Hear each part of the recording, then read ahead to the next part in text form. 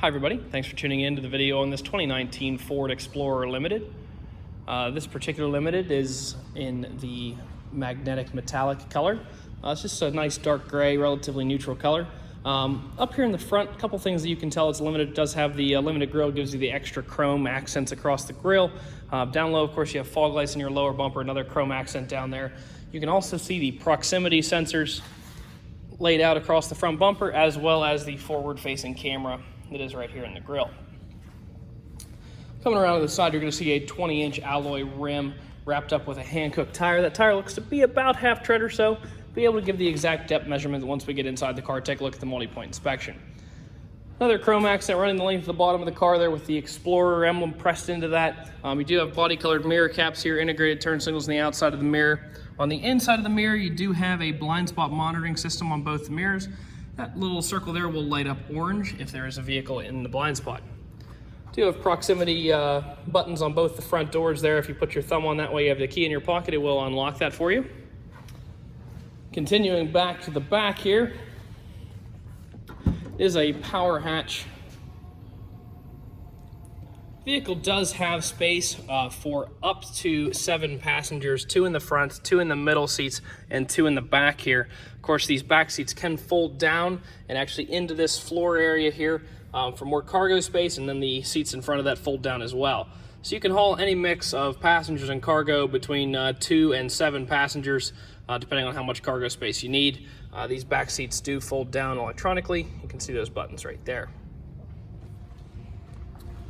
Power hatch button there.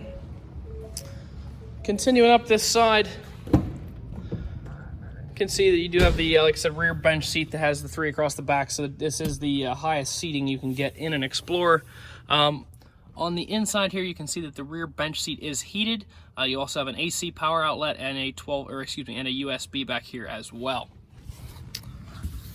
Continuing up to the front, going to see your combination on, or lock here. Any 5-digit code that you want can be programmed into that lock. Power windows, locks, and mirrors here in standard fashion on the door, as well as the buttons for the memory seats and mirrors.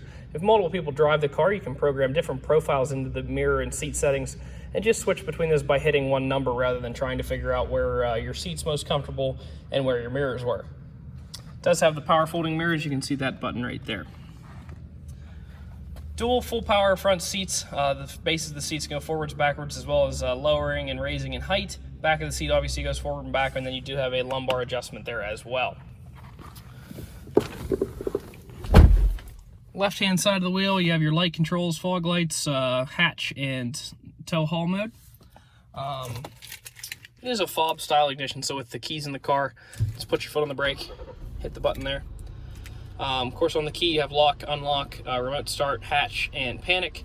If you push down this button right here, there's an insert on the inside of the key that can get you into the vehicle if the key or the car batteries are dead. Just under 31,000 miles. So you do have roughly 5,000 more miles of bumper-to-bumper warranty, and just under 29,000 miles of powertrain warranty left on the vehicle, or just over 29,000 miles of powertrain warranty left on the vehicle. Looking at the steering wheel, this set of buttons here controls that information screen on the left-hand side of your speedometer. This set of buttons over here controls that screen on that side of the speedometer.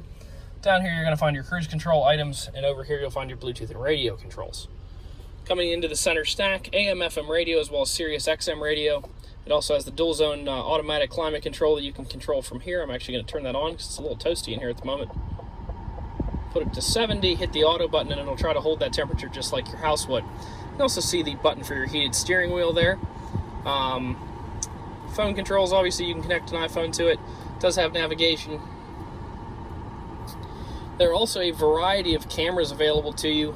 You do have the rear-facing camera, obviously. This is actually a forward-facing camera. And then there's sort of a forward wide-angle camera as well if you're trying to maneuver the car in and out of tight spaces, trying to parallel park.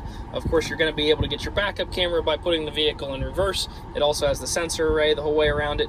But say you're then going forward, trying to really nose into a tight spot, you hit this camera button, and it'll show you well, actually now it wants to show the rear-facing. If you're in drive or park, it'll show you your forward-facing cameras. Continuing on down, obviously your climate controls down here duplicated in physical buttons just like they were in digital buttons on the screen. Heated and cooled seats for the driver and the passenger. Some nice cup holders down here. Modes for mountainous modes, desert and sand, as well as snow and ice. All just different modes of your all-wheel drive. Help to tailor the braking and throttle to whatever is needed for that particular terrain. Down here on the inside of the glove compartment, obviously lots of storage in here, as well as an additional USB port right there. Taking a quick look at the multi-point inspection sheet you can find on the inside of the glove compartment. You can see that the tires are 8/32 in the front, 6 in the rear. It's more than 3 times the PA state minimum there on both. And the brake pads are 10s and 11s, which is also actually more than 4 or 5 times the PA state minimum. So lots of life left in your wearable parts on the vehicle. Taking a quick look at the Carfax here. No accidents, no damage. Excuse me one second there, let me turn that off. It is a Carfax 1 owner vehicle, last registered in the state of Maryland. So good history there on the vehicle as well.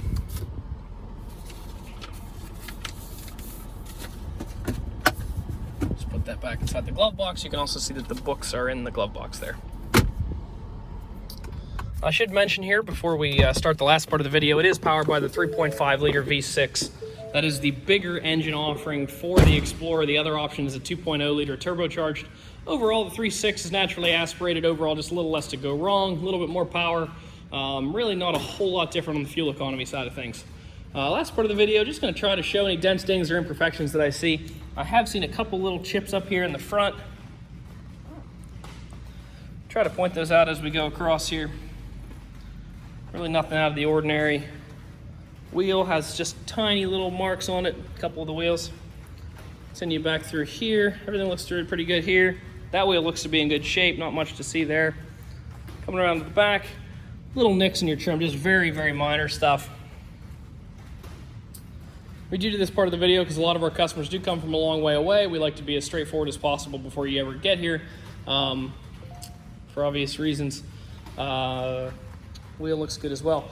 Overall, great, very well loaded up Explorer. Gives you room for 7 passengers, all the amenities you could need. You can come out and check it out. 21518 Great Cove Road, McConnellsburg, Pennsylvania. Visit us online at allthingsautomotive.com or give us a call 717-485-4224. Thank you very much for watching the video, and I hope you found it to be informative.